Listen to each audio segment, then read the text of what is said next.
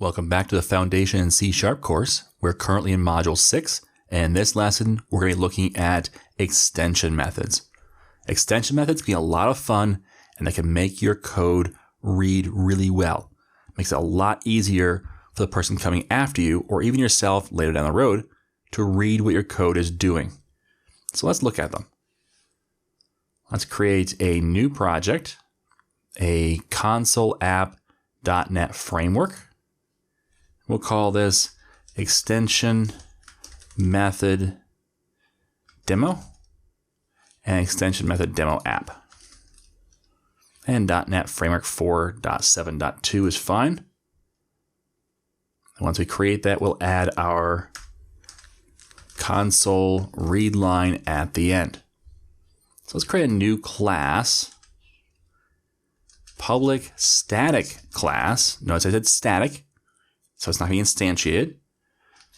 And we're going to give this a name of extension samples.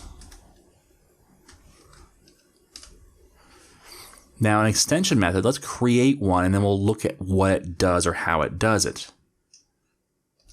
So let's say public void print to console this string message.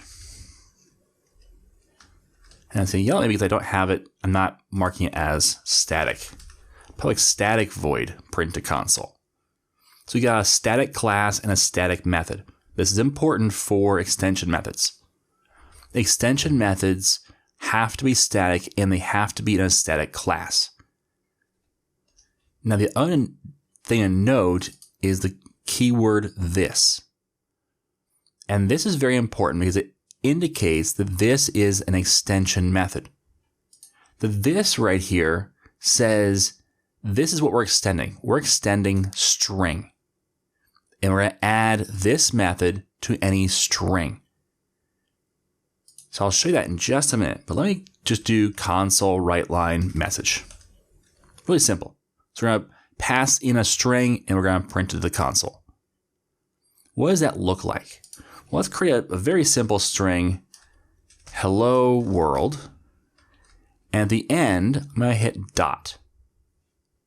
And one of my options now is going to be this method down here, print to console.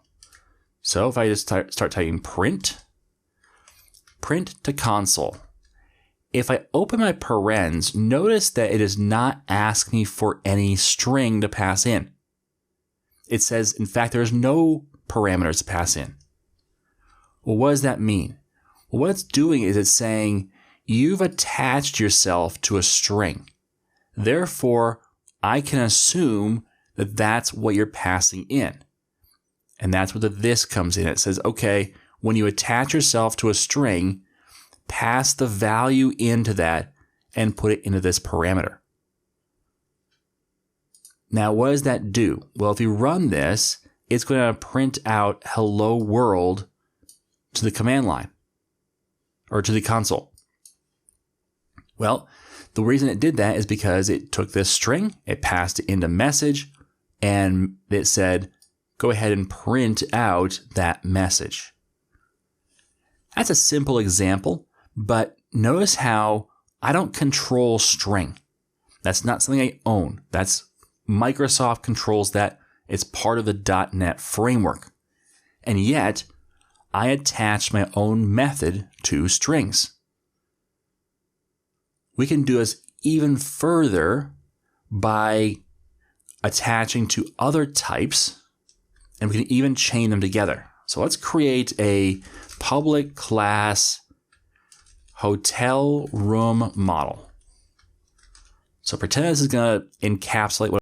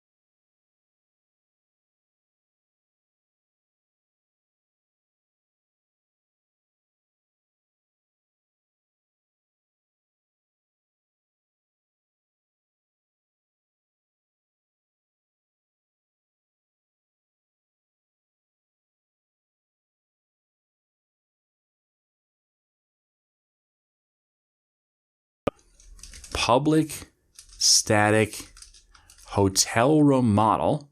So I'm returning. And let's call this extension the turn on air extension. And it's going to pass in this hotel room model.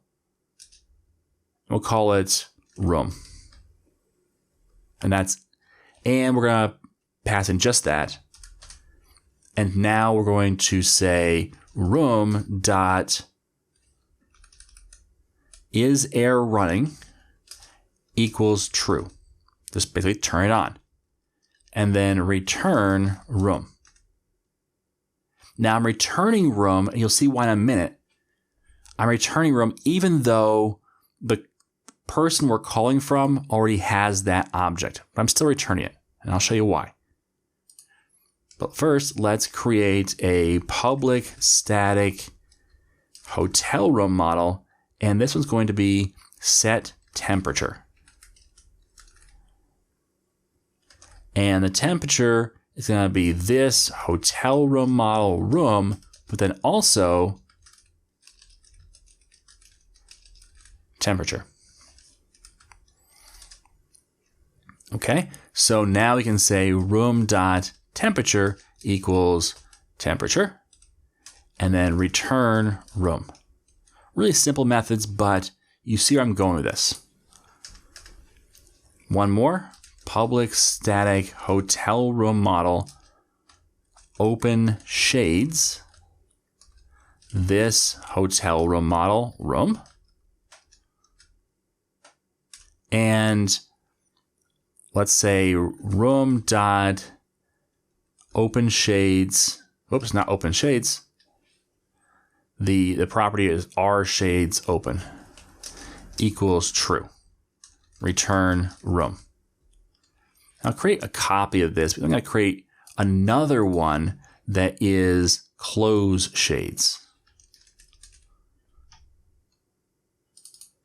And it's set to false.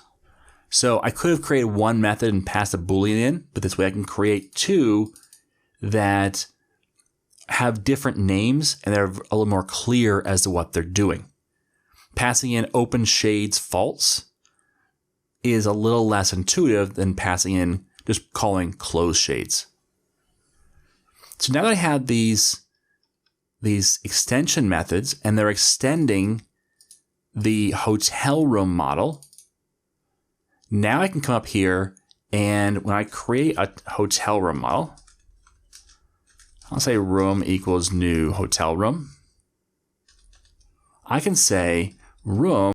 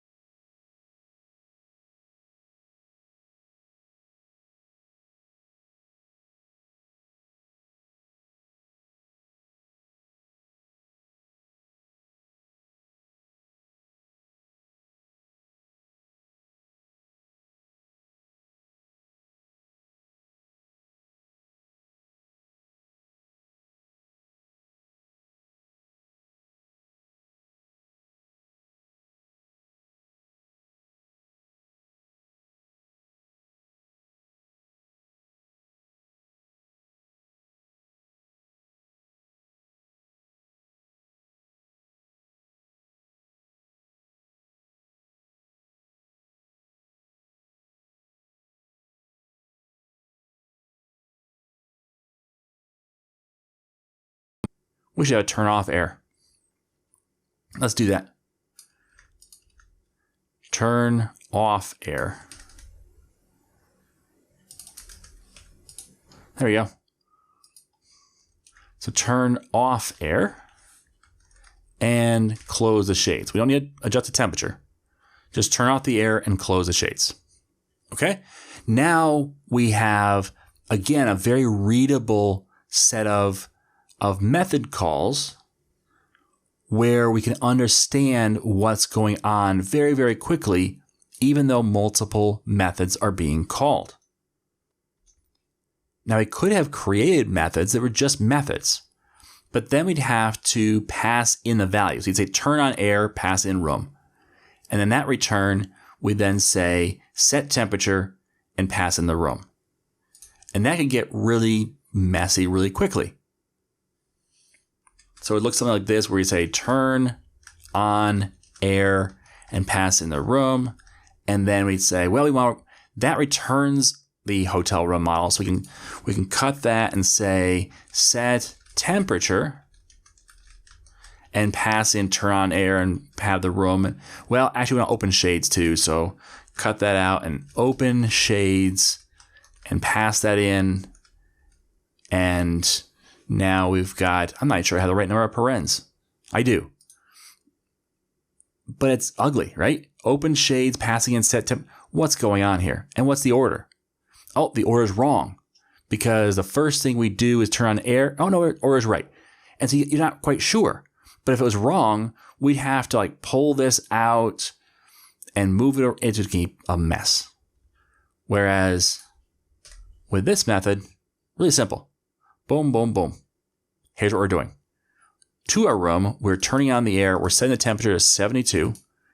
And then we're opening the shades. In that order. This is known as fluent design. And it can be really powerful if you use it correctly. Now, don't abuse this. But in general, this is something you can use to extend either your own things like we have here, or something that you don't even control. So if you get an object from somewhere else and you have no control over it, you can still add methods to it to make your life easier. The key things to remember are that it has to be an extension method, has to be in a static class, and we have to have it be static itself. Also, the this keyword is critical. Without the this keyword, it's just a method. In which case, then you're saying extension samples dot print to console.